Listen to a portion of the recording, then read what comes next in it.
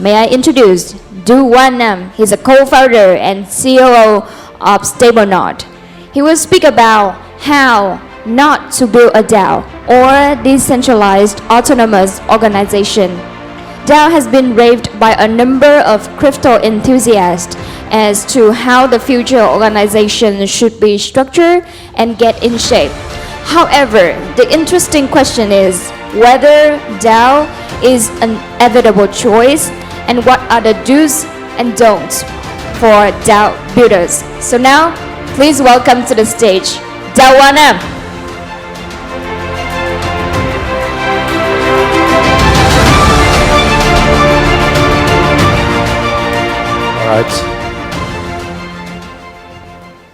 All right, thank you so much. I know we're a little bit behind, so I'm just going to make it quick. And I know that it's not really morning, but GM, everybody. And then, so briefly introducing myself. My name is Du. I'm a CEO at StableNode and also a delegate at MakerDAO. I've been at Maker for almost 4 years, was helping as a business development for Asia for 3 years, and now I'm helping on the governance front. So today we're going to talk about DAO and governance.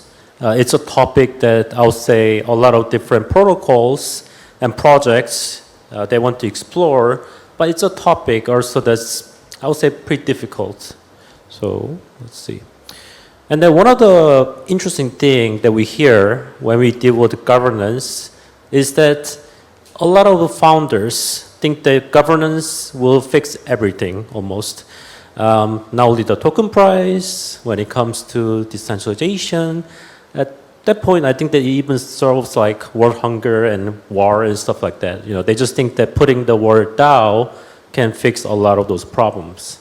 Now, but if you think about it, it's actually not that simple, right? Just because you put the name DAO behind your protocol doesn't actually make it more decentralized. That you actually have to take many steps to make it into a DAO. So we have seen that there are many different kinds of DAOs right now. And then some of them are, for example, NFT related. There are also social DAOs. And then there are also many DeFi related DAOs. Now, they're not a model that's better than others. Sometimes you can even see that all models of DAO are still imperfect and that everything needs to be improved.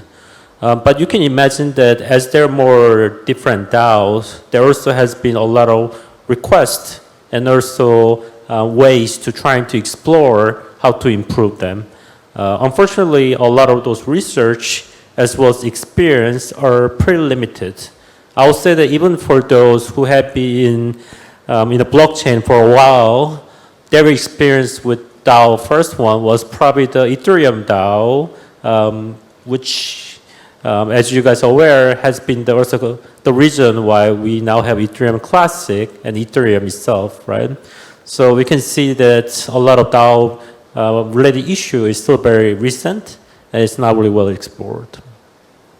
So what we kind of see is that for a lot of those different DAOs, they have challenges that haven't really been explored before, and some of it doesn't really have a right or wrong answer. So even those questions such as, if the governance makes a decision, let's say that the token holders decide to do something and it's the majority, should that be enforced? Even if that means that it harms certain minority groups within the, for example, token holders wise, right? Yes. As well as the question about, in case such happens, how should DAOs and protocols, react to it? As well as the question about what actually means to be a DAO and also what it means to be decentralized. So for this talk, there's no really, once again, right answer. I'm not here to give you the correct answer. It's not a quiz where you have to guess A or B. It's just to make us think about some of those issues and how we explore them. So that's why at StableNode, this is something that we've been exploring a lot and then trying to find out in many different ways. So not just MakerDAO, but we have other protocols that we're helping, and then including these, also optimism and other protocols, recently with 1inch as well. So we've been trying to help in terms of governance, whether that's a delegate or as, for example, helping with some of the advisory or consulting when it comes to governance. And then how we approach this issue is from theory and practice. Now, I'm pretty sure that while you're in college, you talk to your professor and came to realize that some of those professors, while they're great in theory, they don't really have much real-life experience. And then sometimes people have a lot of experience, but they never really made it into theory or like in a broader picture. So what we have in Stable Node is that we have both theory and practice. So theory will be, for example, some of the ideas how to approach governance and DAOs and how they should execute such. Now, most of those will come from, for example, different readings as well as experience. Now, we have people, as well as including myself, who are in practice. So who work as delegates, who, for example, they go to these protocols and actually apply those theories. And then we get the feedback, right? So for example, we might get a feedback that such models didn't really work, or that DAOs don't really understand it. Well, then we get those feedback back to the theory. And then you can imagine that, based on this, feedback loop, we're able to refine our theory as well as improve our practice. And I think that this is something that other DAOs, as well as interest in the governance sides and those groups should also implement as well, where they should have both theory and practice. And then this also applies, for example, we work closely with MakerDAO governance, and is that for a lot of different topics, we go in and vote. And for some, it might seem as a simple decision, right? Because voting itself probably takes a few seconds. Maybe longer if Ethereum is congested, happens sometimes, or if the blockchain is broken. But the point is that for a decision, it actually involves many hours of different thinking and the reasoning behind it. And that's something that we recognize as well, is that for delegates or for those token holders, the decision you make might take only a few seconds, but then the implication can last for a long, long time. So for us is that when we look at, for example, how to approach those DAOs and governance, once again, we realize that there's no really best answer. There's no really one solution that can solve all. But how we want to do it is, for example, we want to look at, examine different successful DAOs, and especially more of the mature DAOs that went through a lot of different, not just governance process, but also some of the problems, right?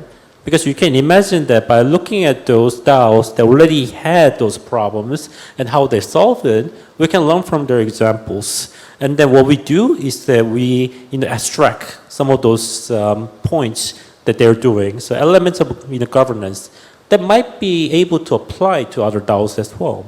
And then third is that we have those, for example, elements, and then we try to experiment to see that how such best practices with many different DAOs actually gets implemented and whether it works.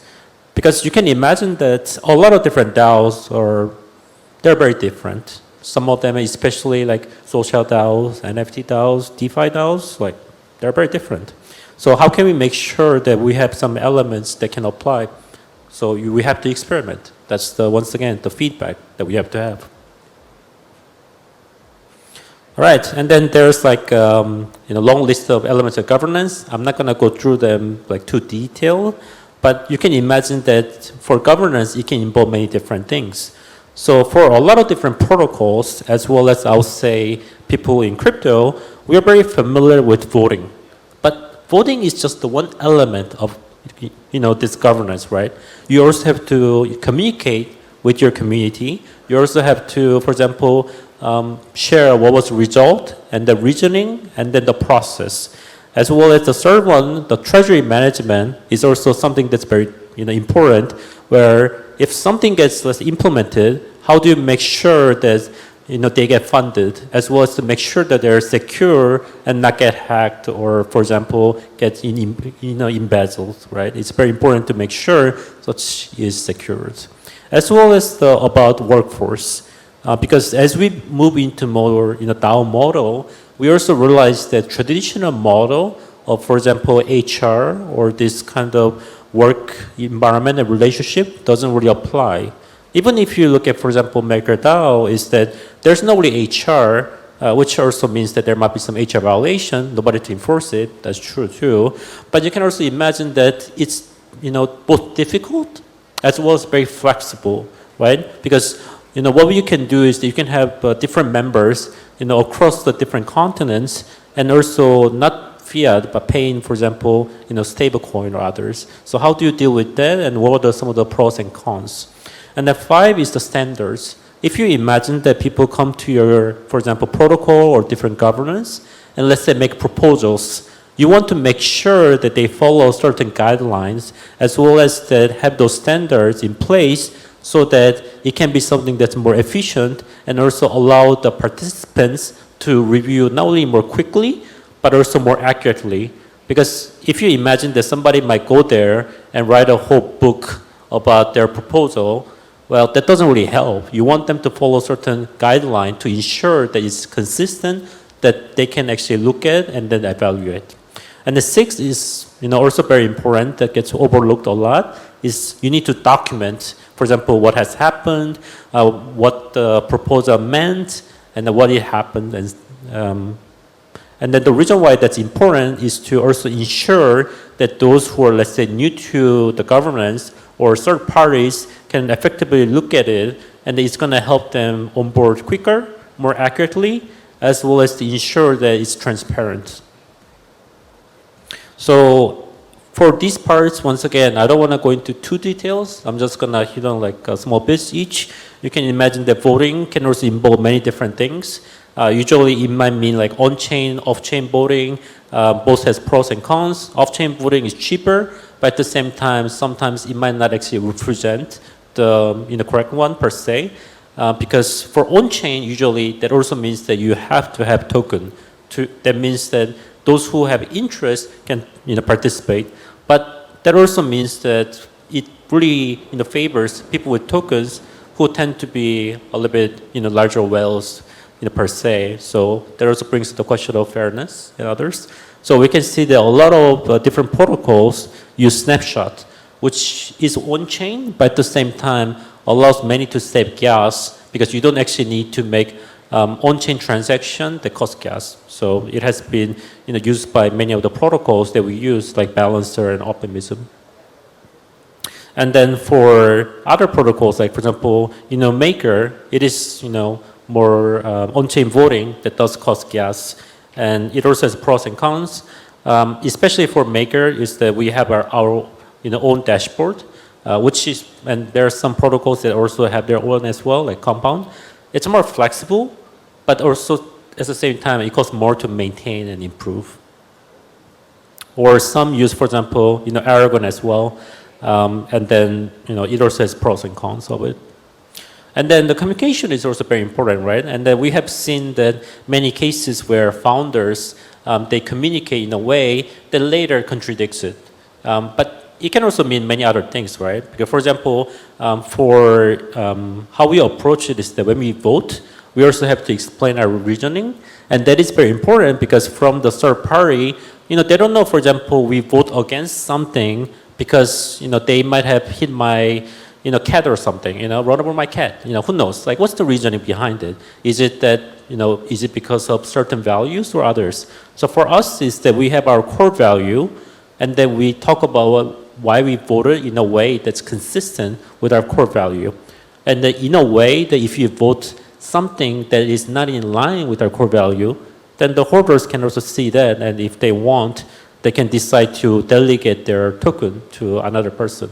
We believe that such process, as well as such standard, will become more common, or at least that's something that we want to encourage for many to implement. Another is also treasury management, right? We've seen a lot of cases with hacks, as well as different, rogue pool. And then it's also important to make sure that the community, as well as the holders, as well as team members, know how this financing works to ensure that not only is it transparent, but also ensure that such funds are not being abused or even getting hacked. And then workforce is something that's very important. Now you might see that companies that I mentioned over here, they're not DAOs. Now the reason why I have, for example, Coinbase and those is because even those centralized companies have a lot of issues with, for example, workforce. They might need to lay off people, for example. And then this is something that for DAOs is even more challenging because you don't really have an authority that can make such decisions a lot of times. So it's the question about how you, really, kind of manage it and how you have different stakeholders to make such decisions, whether it's a new hirings or firings or others, right? Or compensation negotiation. And then another one is standards, right? So once again, you want to make sure that there are standards so that when people make proposals, as well as when they want to engage with the community and then look at those proposals and trying to review them, they can do it in an efficient manner. Also, it helps with, for example, documenting those, right? Because you can imagine that if they are all in different systems and the different standards, it's much more difficult to keep track of them and compare them. So yeah, especially for Maker, as well as I would say that a lot of more DAOs that's been around for many years, they usually have very good standards they can use for making proposals as well as explaining how it works. And then to go over it, those documentation is very important because once again, you want the newcomers as well as third parties to review as well to ensure transparency as well as to ensure that it can be more efficient.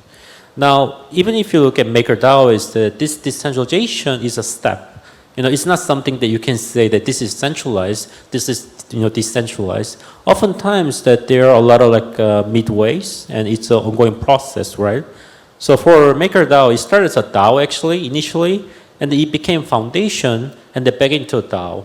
Now the reason why it became a foundation in the middle, from the stories that I hear from the founders, is that initially it was a DAO, but nobody was there to actually pay them salary. And then how do you deal with the investments? So a lot of times that having just DAO itself in really early stage that was not really ready meant a lot of different problems. So that's why moved to foundation to allow those. And then once it was more ready, it became a DAO again. And then a lot of those team members also became core units. So there's nobody a company that, for example, giving them directions. It became how, basically the holders are the ones that actually give direction. And then there was also, this new set of, delegates like me. And the reason was that, as you can imagine, just because you have a token doesn't mean that you want to engage with governance, right? You might not have time. You might also don't understand certain aspects. So you want to delegate such to members that believe that can represent your interest. And then as well as creating different standards, as well as it has more ongoing process to try and change it. And for those who've been following with some of the governance things happening at Maker, the problem also has been that, okay, so who decides on the direction of, for example, DAO? And in reality, MakerDAO doesn't have a CEO, as well as many other DAOs. So it becomes that okay, so we need to make a proposal to try to find, for example, the mission for the DAO, right? So that has been the current discussion within Maker as well. So, I have this joke, but I think this is true. It's there's no such thing as truly DAO per se. It's a working process, right? We always try to be more decentralized. We always try to improve. And then the discussion I had today is not really here to give you the perfect answer. It's just explaining some of the process we have been using to improve it. So once again, thank you so much for coming, and thank you so much for inviting. Thank you.